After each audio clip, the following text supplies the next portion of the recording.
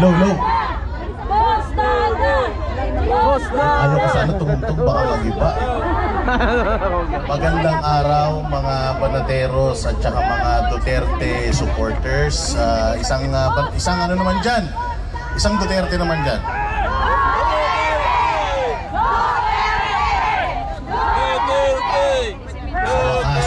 Nakarating na rin ang Banateros sa Europe. Maraming salamat unang-una sa lahat sa mga organizers. Ang swerte nyo dito kasi pwede to. Sa Pilipinas, hindi ba pwede to? Nakakulong na kayong lahat kung sa Pilipinas yung ginawa to. Bawal na bawal to ron. Bagamat wala namang batas na nagbabawal talaga sa mga ganitong klaseng pagtitipon. Hindi na nagbibigay ng premyo. Pero parang ganun sa Pilipinas, matindi.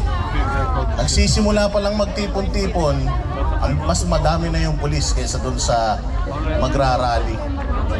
Di natin alam kung bakit. Pero again, nagpapasalamat tayo sa mga organizers. Maraming salamat sa mga volunteers.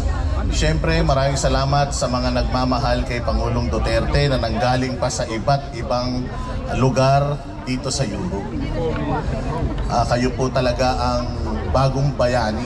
Alam niyo po, si Pangulong Duterte, lagi niya kayong pinauuwi. Lagi niyang sinasabi na umuwi na kayo, nagsasayang lang kayo ng oras. Kilala po namin si Pangulo. Ano yun? Pagdating sa mga ganyang bagay, kung ano yung sinabi niya, kabaliktaran yun yung gusto niya. Sa totoo lang, yung walang pagod niyong pagpunta rito para ipakita yung suporta sa kanya, bagamat hindi niya kayo nakikita, nakakarating sa kanya lahat yun. At alam niyo ba na ang saya-saya ni Pangulo kapag nalalaman niyang hindi kayo napapagod sa paglaban para sa kanya. Ayaw natin na maramdaman niya na sa kabila ng ginawa niyang paglaban at pakikipaglaban para sa atin, ayaw kong isipin niya na iniwanan natin siya. Hindi namin kaya sa Pilipinas na magpunta lahat dito para sumuporta, pero kung kaya lang, pupunta kaming lahat dito. Pero maraming salamat kasi nire-represent nyo lahat ng mga Pilipino sa Pilipinas dito para ipakita sa ibang mga lahi dito na mahal natin si Pangulong Duterte. At lahat ng mga paratang nila kay Pangulong Duterte, puros kasinungalingan at politika lamang. Kaya maraming salamat. Hindi matatapos ang aming pasasalamat sa inyo. Kasi kami sa Pilipinas, alam niyo nung kukunin na si Pangulong Duterte, bago mangyari yon, magkakasama kami sa Hong Kong. Alam mo, pinipigilan na siyang umuwi ng Pilipinas noon. Sinasabi sa kanya, may mga intel kaming natatanggap na huhulihin siya. Sabi namin, huwag kang umuwi. Pero alam nyo, sabi niya, uuwi ako. Kasi Pilipino ako eh. Kung anong mangyari sa akin, siguro naman hindi ako pababayaan ng mga kababayan ko. Ang pinakamasaklap, masyadong malakas yung kalaban natin. Kaya lang, lagi niyong tatandaan na kahit gaano sila kalakas, may katapusan sila. Yung pagmamahal natin sa Pilipinas, pagmamahal natin kay Pangulong Duterte, walang katapusan. At ipapahiram natin yung pagmamahal natin kay Pangulong Duterte sa iba pang mga Duterte. Pwede? Kaya muli po, maraming salamat sa inyong pagpunta rito. Matagal na namin gusto mga Banateros na magpunta rito. Hello po. Matagal na po namin gusto magpunta talaga dito para magpakita ng suporta. Kaya sa tuwing nakikita namin na hindi kayo napapagod, hindi rin kami nawawalan ng pag-asa. Kaya kayo pong mga nandito sa abroad, gamitin po ninyo ang inyong social media. Pakita po natin sa buong mundo kung gaano kamali ang gobyerno ng Pilipinas at kung gaano natin kamahal si Pangulong Duterte.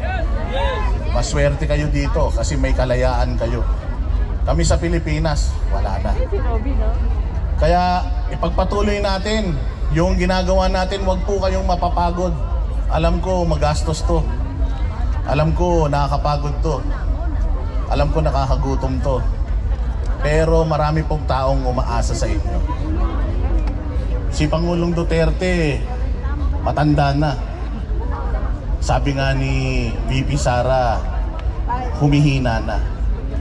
Huwag nating hayaan na yung kanyang loob humina dahil unti-unti tayo nagwawatak-watak. Magkakaiba man po tayo ng opinyon, magkakaiba man po tayo ng mga pinakikinggan at pinapanigan, sana po magkakaisa po tayo sa isinusulong natin na pagmamahal kay Pangulong Duterte. Okay po ba yun? Huwag na nating pakinggan yung mga awayan dito, awayan dyan. Importante yung ating common goal. Wala akong natutulog. Oo, si Tatay Digong ang bida dito. Wala nang iba. Okay? Okay! Muli po. Salamat po sa inyo. Salamat po sa inyong pagpunta rito. Hindi na po ako magtatagal dahil marami pa pong mga importanteng mga tao na dumayo pa rin mula sa Pilipinas papunta rito. I love you too, Mami. Salamat din sa iyo! Mabuhay kayo.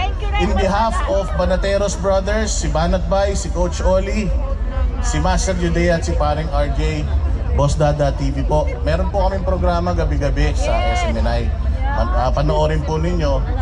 Alam niyo naman po, SMNI na lang ang naghahatid ng totoong balita at tamang balita. Tama? Yan. At may mga vlog po. Yung mga Banateros, yung Biraderos, lahat po ng mga DDS. I-like and i-share po natin.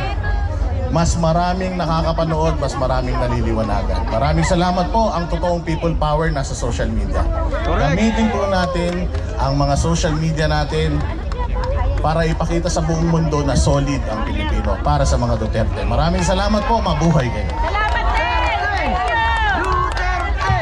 Duterte! Duterte! Duterte! Duterte! Thank you so much, Banateros, ha? Alright!